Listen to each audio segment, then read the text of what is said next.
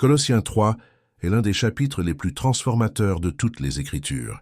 Paul y parle de la vie nouvelle en Christ, de la mortification de la chair, du revêtement de l'homme nouveau, de la discipline spirituelle et de l'ordre divin dans le foyer et au travail. Mais malgré la clarté du texte, beaucoup de ces vérités sont aujourd'hui ignorées, passées sous silence ou déformées par l'Église moderne. Paul ne s'exprime pas de manière vague. Il affirme « Si donc vous êtes ressuscités avec Christ, cherchez les choses d'en haut, où Christ est assis à la droite de Dieu. Pensez aux choses d'en haut et non à celles qui sont sur la terre. » Il n'y a pas d'ambiguïté. La vie du chrétien ne peut être enracinée dans ce monde, mais dans les réalités célestes. Alors que le monde enseigne que nous devons vivre pour satisfaire nos désirs, Paul ordonne de faire mourir l'impudicité, l'impureté et les passions désordonnées, la cupidité qui est de l'idolâtrie. Le contraste est total. Soit nous vivons pour la chair, soit nous vivons pour le Christ.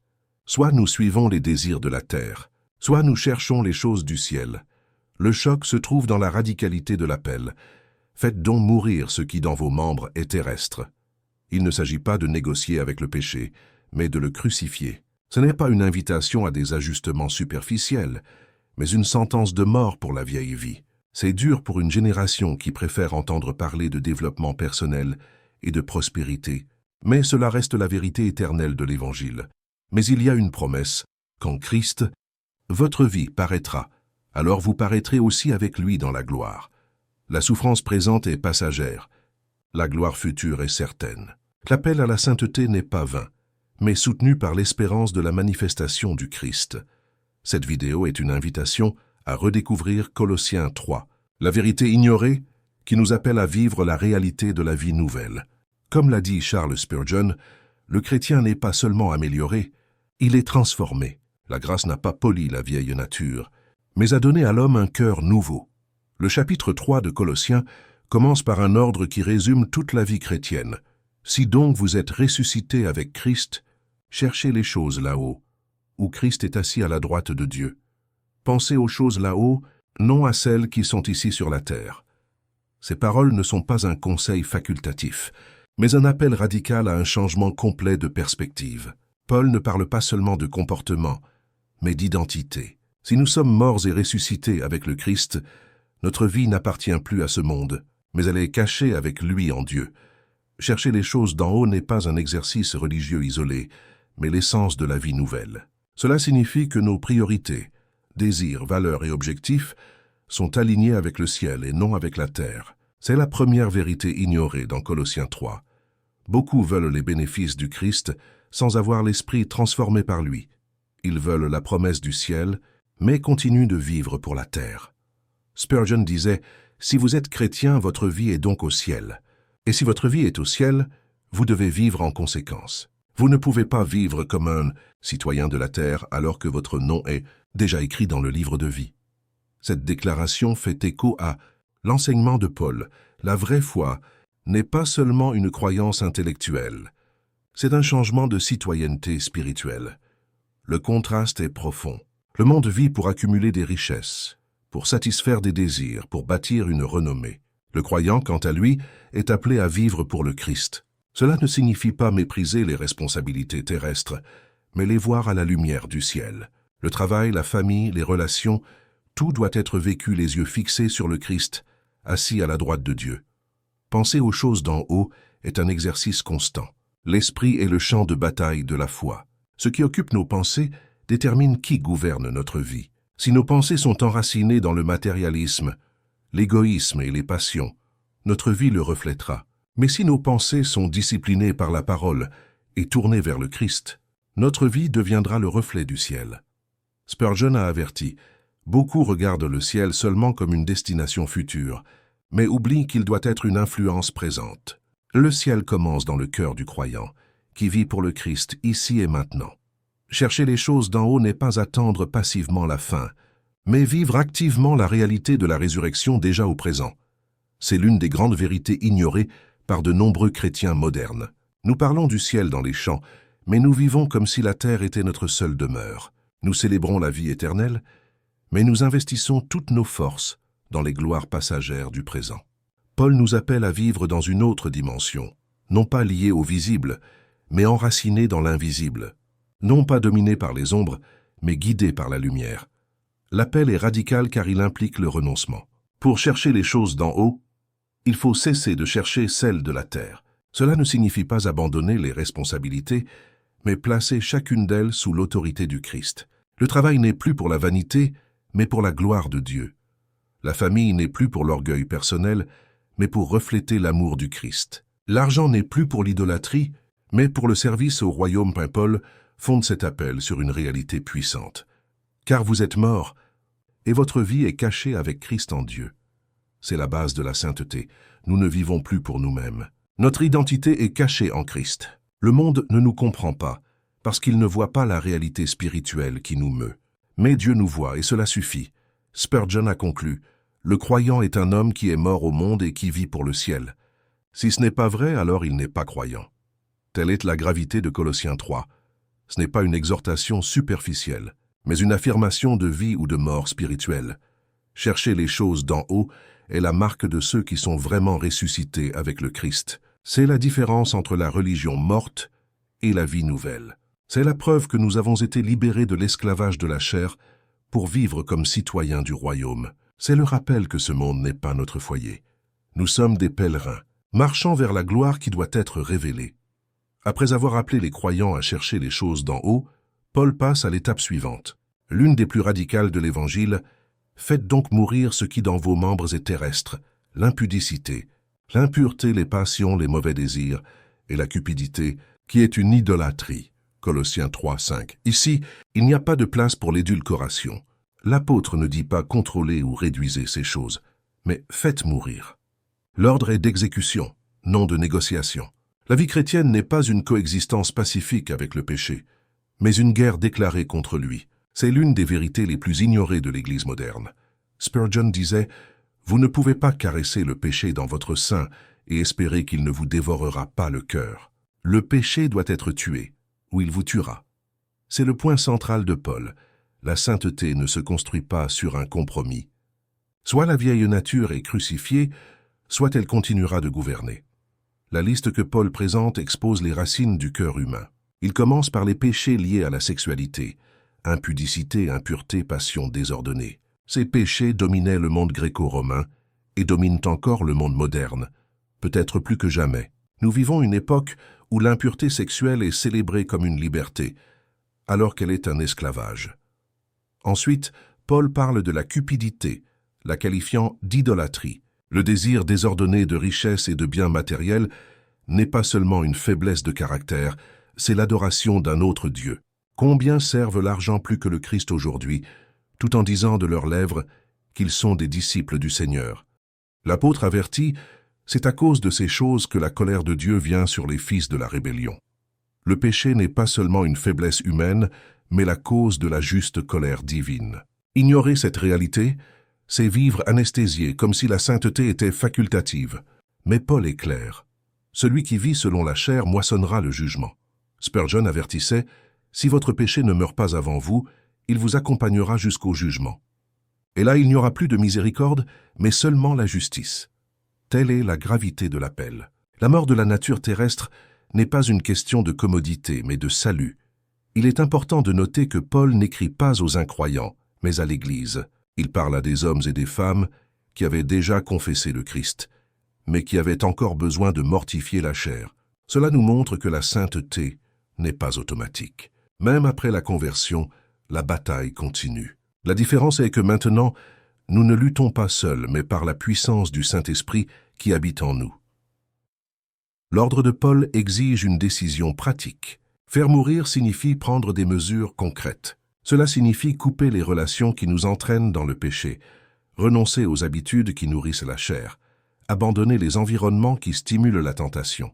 La croix n'est pas seulement un symbole de pardon, c'est aussi un instrument d'exécution de la vieille vie.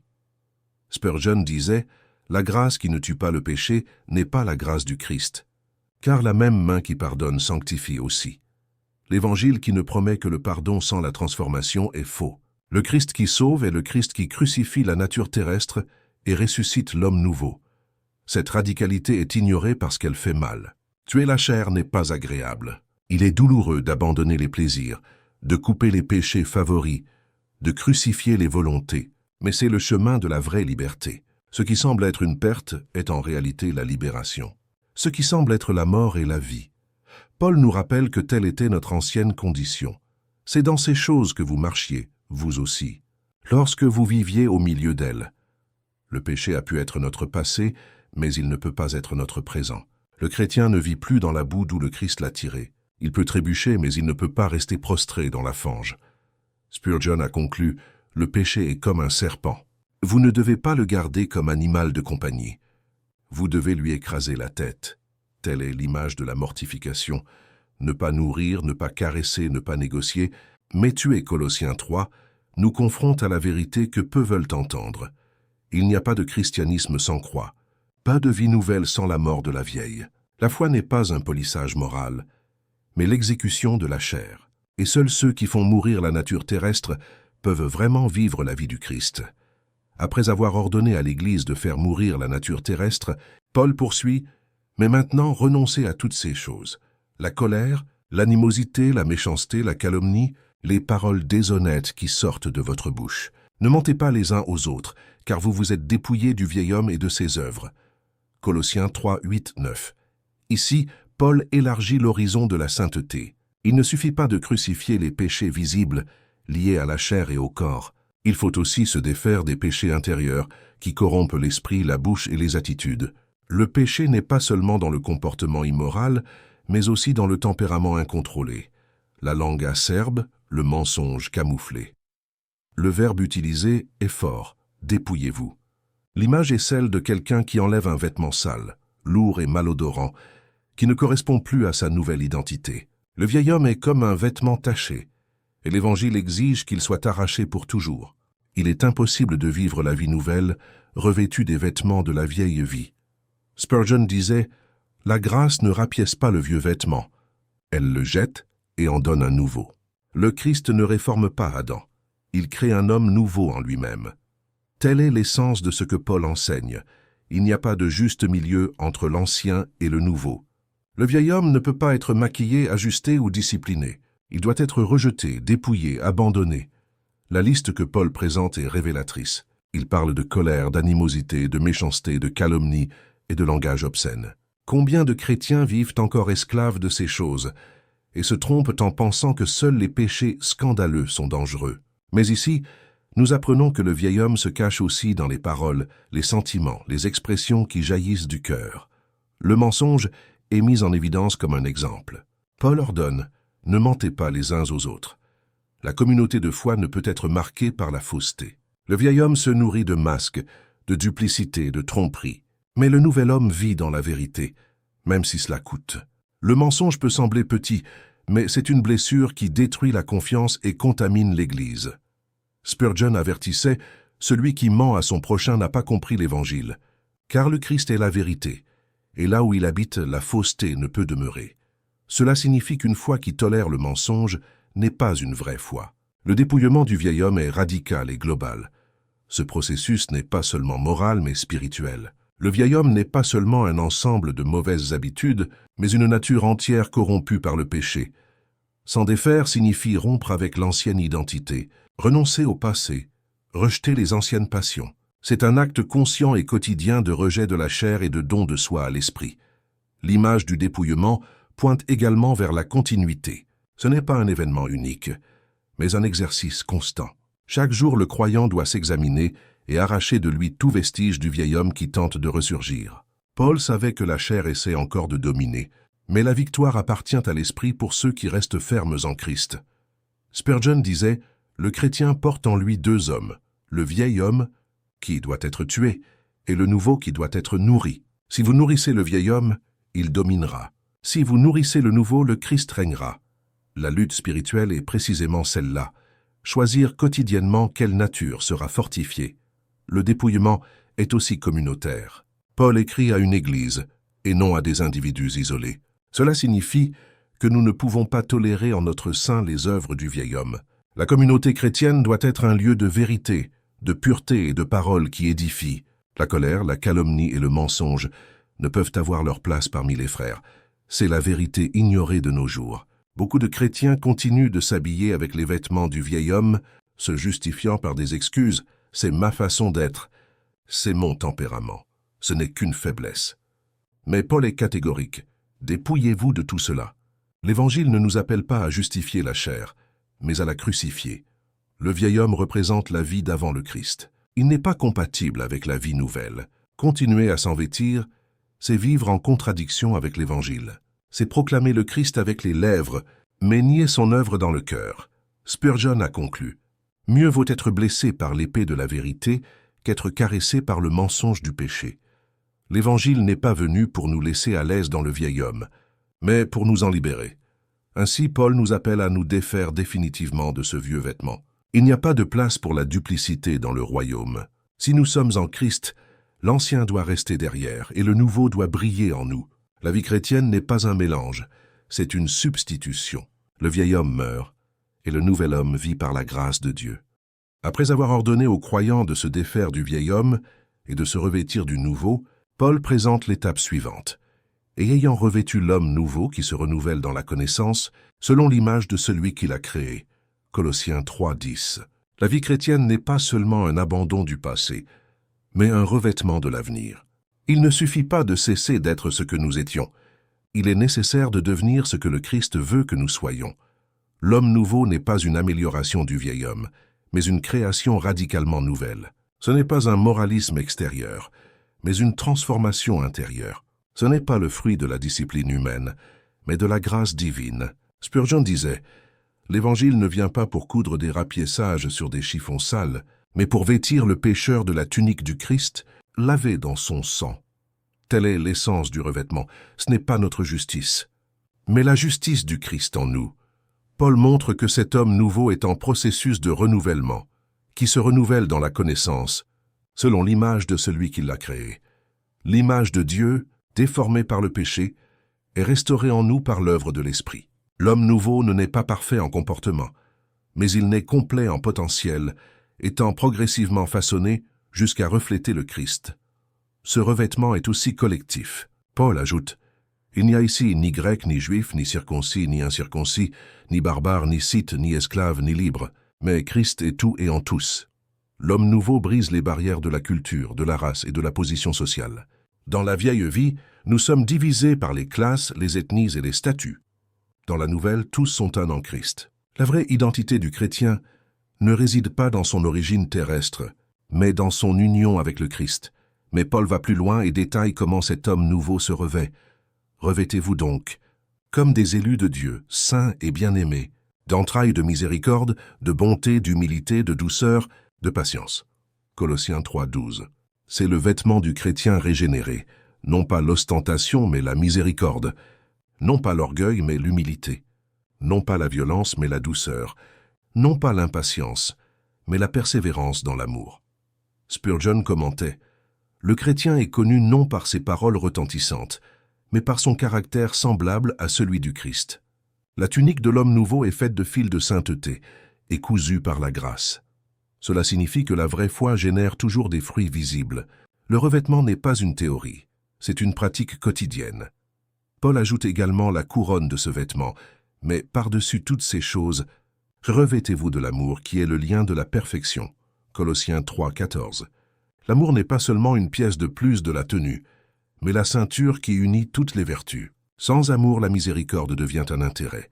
La bonté devient de la vanité. La douceur devient une faiblesse apparente. Mais avec l'amour, toutes ces vertus restent unies dans la perfection. L'homme nouveau est également marqué par la paix. Que la paix de Christ, à laquelle vous avez été appelés pour former un seul corps, règne dans vos cœurs. Et soyez reconnaissants. Colossiens 3:15. Cette paix n'est pas l'absence de conflits externes, mais la présence interne du Christ. Elle gouverne comme un arbitre, décidant de chaque attitude, guidant chaque pas. Là où la paix du Christ gouverne, la guerre de la chair perd de sa force. Spurgeon disait: « Le cœur du croyant est un trône, et il ne peut y avoir deux rois sur ce trône. Soit le péché règne, soit la paix du Christ règne. » L'homme nouveau est celui qui a déjà remis le gouvernement au Christ et trouve dans sa paix la direction pour vivre. Ce revêtement se complète avec la parole. Que la parole de Christ habite parmi vous abondamment. Instruisez-vous et exhortez-vous les uns les autres en toute sagesse, par des psaumes, des hymnes, des cantiques spirituels, chantant à Dieu dans vos cœurs sous l'inspiration de la grâce. Colossiens 3, 16. L'homme nouveau ne vit pas d'opinion, mais de la parole. Il ne marche pas dans l'obscurité de ses propres idées, mais dans la lumière des Écritures. Sa bouche est remplie de louanges, parce que son cœur est rempli de la vérité du Christ. C'est la vérité ignorée par beaucoup. L'Évangile ne concerne pas seulement ce que nous abandonnons, mais ce que nous revêtons. Beaucoup se contentent d'abandonner certains péchés, mais ne se revêtent pas des vertus du Christ. Cela se traduit par une foi incomplète, une vie vide. Mais Paul est clair. La vie nouvelle exige de nouveaux vêtements, un nouvel esprit, un nouveau cœur. Spurgeon a conclu, le Christ ne nous a pas laissés nus en nous dépouillant du vieil homme.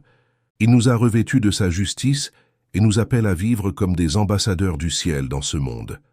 Telle est l'essence de l'appel, se défaire de l'ancien, revêtir le nouveau, et marcher comme quelqu'un qui appartient déjà au royaume éternel. Après avoir appelé l'Église à laisser la parole habiter richement dans chaque cœur, Paul montre le résultat inévitable de cette habitation. Une vie marquée par la communion et la gratitude. Il écrit « Et quoi que vous fassiez, en parole ou en œuvre, faites tout au nom du Seigneur Jésus, en rendant par lui des actions de grâce à Dieu le Père. » Colossiens 3, 17. Ici, Paul ne parle pas de rituels extraordinaires, mais du quotidien. La vie chrétienne n'est pas faite seulement de grands moments de culte, mais de petites actions quotidiennes, réalisées au nom du Seigneur. La vraie foi se révèle dans l'ordinaire, dans les conversations, les choix, les gestes, le travail. Tout doit être imprégné de la conscience que nous appartenons au Christ. C'est l'un des points les plus ignorés par de nombreux chrétiens. Certains pensent que la vie spirituelle se limite au dimanche, au temple, au culte public. Mais Paul élargit « quoi que vous fassiez ». Manger, travailler, étudier, servir, avoir des relations, rien n'échappe à la sphère de la Seigneurie du Christ. L'Évangile n'est pas une partie de la vie, mais la vie entière. Spurgeon disait « Il n'y a pas de ligne de démarcation entre le sacré et le séculier pour le chrétien. Si le Christ est Seigneur, il est Seigneur de la chair et de l'usine, de la prière et du commerce, de l'Église et de la table de la cuisine. » Cette déclaration détruit la vision réductionniste qui limite le christianisme à l'espace religieux. Pour Paul et pour toute l'Écriture, la vie entière doit être vécue devant Dieu. La communion naît de cette réalité. Lorsque chacun fait tout au nom du Christ, l'Église devient un corps uni, non pas parce qu'elle pense de la même manière sur tout, mais parce qu'elle vit pour le même Seigneur. Les différences sociales, culturelles et personnelles deviennent secondaires devant le lien plus grand, l'identité en Christ. Et de cette communion découle la gratitude. Paul insiste à plusieurs reprises dans ce chapitre sur l'importance de la gratitude. Il ne s'agit pas seulement de remercier à des moments spécifiques, mais de vivre dans un état de gratitude constante. Soyez reconnaissants. Verset 15. Avec gratitude dans votre cœur, verset 16, en rendant par lui des actions de grâce à Dieu le Père. Verset 17. La répétition révèle la centralité de ce thème. La gratitude est la marque de l'homme nouveau. L'ancien vit en se plaignant, en murmurant, insatisfait. Le nouveau vit en reconnaissant la bonté de Dieu dans chaque détail. La gratitude ne dépend pas des circonstances, mais de la foi. Elle ne naît pas d'une vie facile, mais d'un cœur transformé. Spurgeon a affirmé « Le murmure est la fille de l'incrédulité. La gratitude est le fruit de la foi. L'ingrat ne voit que la douleur, mais le croyant voit la main de Dieu même dans les larmes. » C'est la différence entre vivre dans la chair et vivre dans l'esprit. La chair se plaint de ce qui manque. L'esprit remercie pour le soin divin en tout. La communion et la gratitude vont de pair. Une Église reconnaissante est une Église unie. Lorsque l'accent est mis sur le Christ, il n'y a pas de place pour les comparaisons, les envies ou les querelles. La gratitude engendre le contentement, et le contentement préserve la communion. C'est pourquoi Paul insiste tant sur la nécessité de cultiver cet esprit parmi les frères. Cette vérité est souvent ignorée, car nous vivons dans une culture de consommation, qui en veut toujours plus et n'est jamais satisfaite. Cet esprit entre dans l'Église et la contamine. Les chrétiens en viennent à traiter Dieu comme un fournisseur, la communauté comme un service, et la vie spirituelle comme un produit. Le résultat est la frustration et la division. Mais l'Évangile nous appelle à l'opposé, à vivre dans la gratitude, reconnaissant que nous avons déjà tout en Christ. Spurgeon disait « Si vous n'êtes pas reconnaissant pour ce que vous avez, vous ne seriez pas reconnaissant, même si vous aviez plus. La gratitude ne naît pas de l'abondance des biens, mais de l'abondance du Christ dans le cœur. C'est la clé qui manque à beaucoup de cœurs, réaliser que le Christ est suffisant. La vraie communion ne repose pas seulement sur la doctrine, mais sur la vie partagée. Il ne s'agit pas seulement d'être ensemble, mais de marcher ensemble, se supportant les uns les autres dans l'amour, se pardonnant, se conseillant, louant. Et lorsque cette communion est arrosée par la gratitude, elle devient un reflet du ciel lui-même. C'est la vie que Colossiens 3 présente.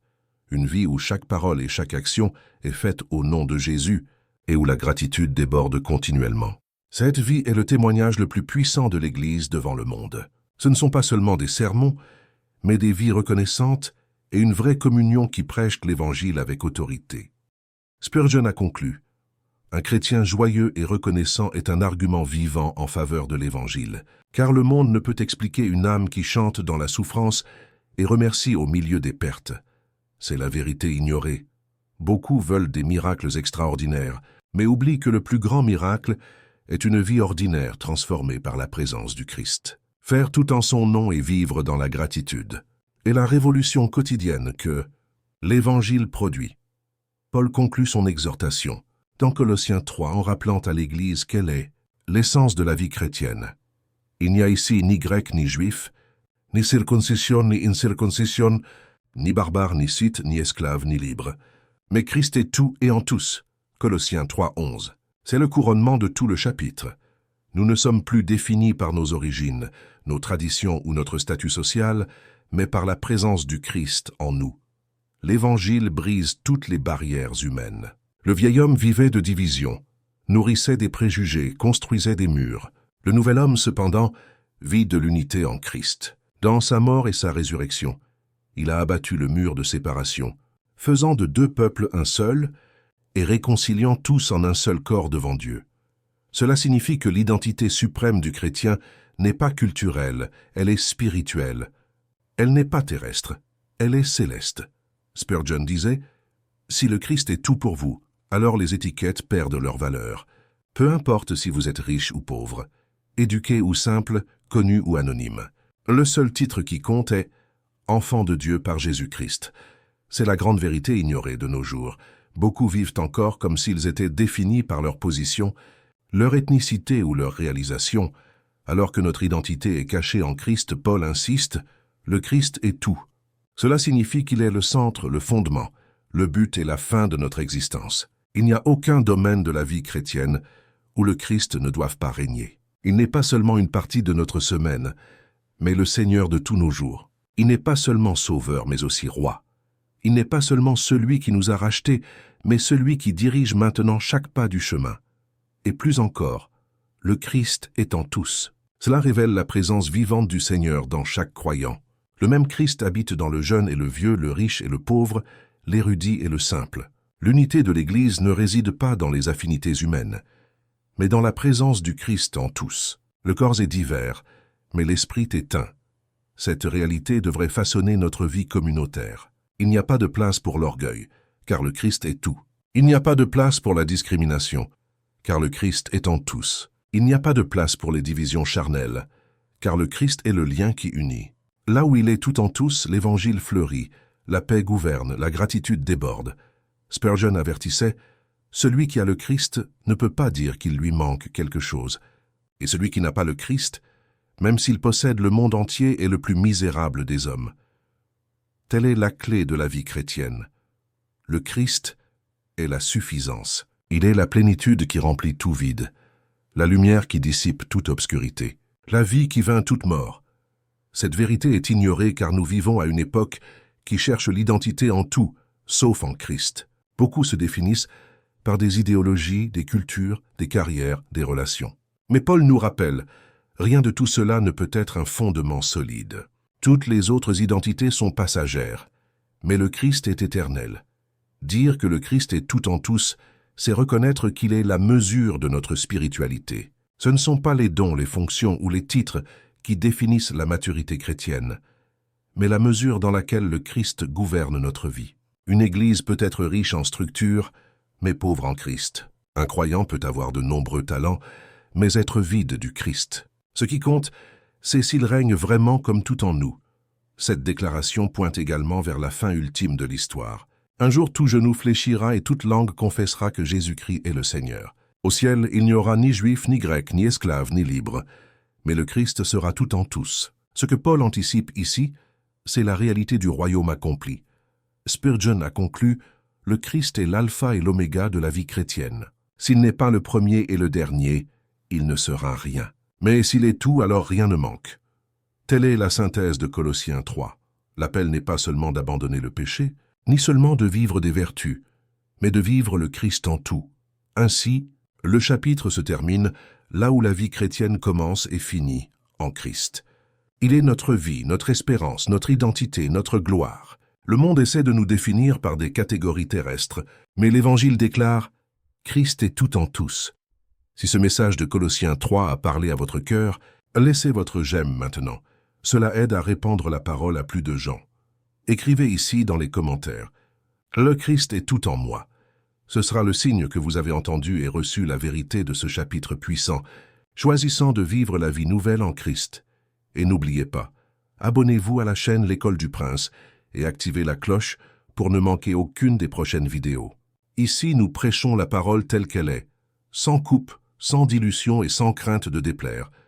Comme l'a dit Charles Spurgeon, le chrétien n'est pas seulement amélioré, il est transformé. Le Christ n'est pas une partie de sa vie, il est la vie entière.